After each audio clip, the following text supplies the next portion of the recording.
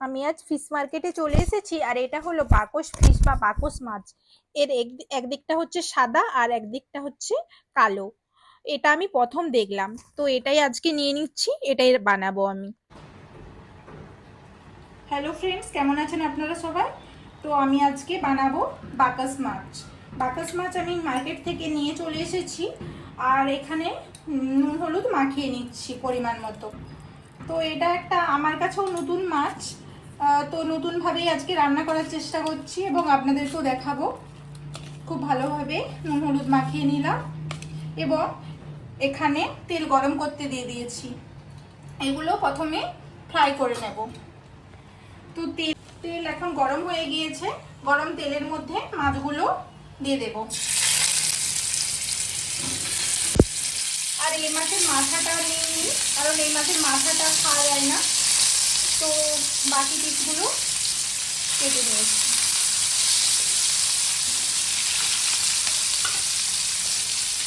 এইভাবে ফ্রাই করে নেব। মাছটা একটু হয়ে গিয়েছে, আবার উল্টে পাল্টে ভেজে নিচ্ছি।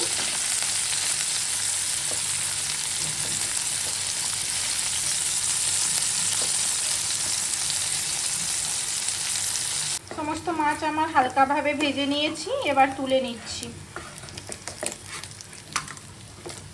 এখন একটা বাটির মধ্যে নিয়ে নিচ্ছি 4 স্পুনের মতো সর্ষে বাটা। সর্ষেটা আমি মিক্সার গ্রাইন্ডারে বেটে নিয়েছি। সর্ষে বাটা নিয়ে নিয়েছি, এর মধ্যে জল দিয়ে দেব অল্প পরিমাণে।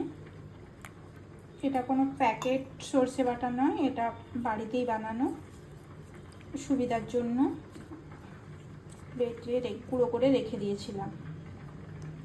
তো এখানে কড়াইতে তেল আছে, সেই জন্য আর তেল দিচ্ছি না। তেলের মধ্যে দিয়ে দিচ্ছি পেঁয়াজ কুচি।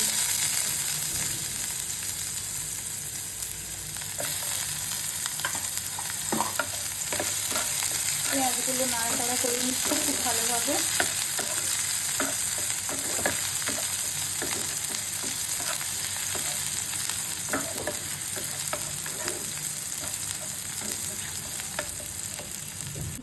একটা কাঁচা লঙ্কা, অল্প পরিমাণে আদা কুচি আর রসুন আর এখানে টমেটো একসাথে বেটে নেব।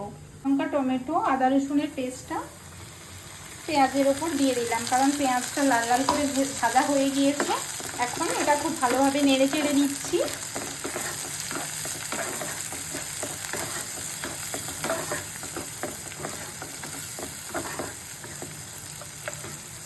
দু মিনিটের মতো নেড়ে চেড়ে কষিয়ে নিচ্ছি খুব ভালোভাবে।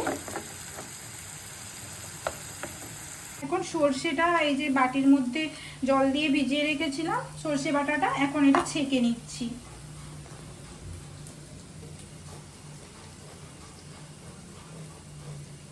পুরো বেটেই দিয়ে দেবো না, ছেঁকে নিলে ভালো হবে। এই মশলাটা খুব ভালোভাবে কষিয়ে নিয়েছি, এখন আমি সর্ষে বাটাটা দিয়ে দেবো। সর্ষেটা ছেঁকে নিয়েছিলাম, ওটা দিয়ে দিচ্ছি এবং ভালোভাবে নেড়ে চেড়ে কষিয়ে নিচ্ছি।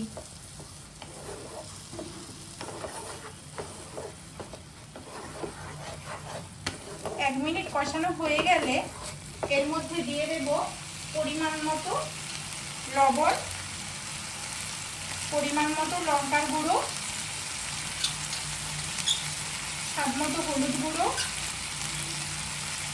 আর খুবই অল্প পরিমাণে গরম মশলার গুঁড়ো। সব মশলা আর সর্ষে বাটা সব একসাথে মিক্সড করে ভালোভাবে কষিয়ে নিচ্ছি।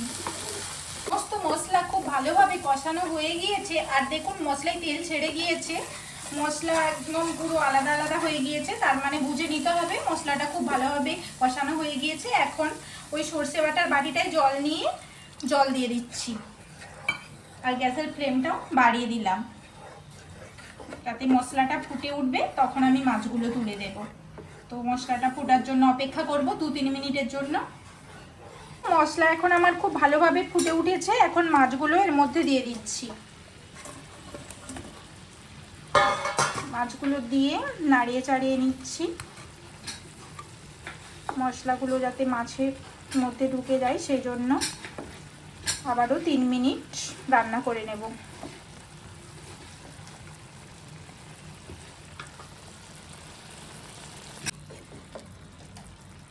মশলা মাছ খুব ভালোভাবে ফুটে উঠেছে। তো আমার রান্না প্রায় হয়ে গিয়েছে। এখন আমি উপর থেকে দিয়ে দেব 1 স্পুনের মতো সর্ষের তেল, তাতে স্বাদটা ঠিকঠাক থাকবে বা টেস্টি হবে, সেই জন্য সর্ষের তেল দিয়ে দিলাম। আরও সর্ষের তেল দেওয়ার পরে আবারও 1 মিনিট রান্না করে নিচ্ছি ফুল আঁচে।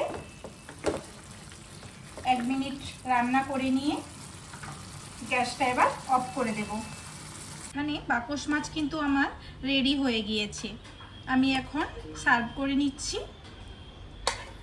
আর এই রেসিপিটি আপনাদের যদি ভালো লাগে তাহলে লাইক আর শেয়ার সাবস্ক্রাইব করে দেবেন। আর ওপর থেকে ডেকোরেশনের জন্য ধনেপাতা কুচি দিয়ে দিলাম।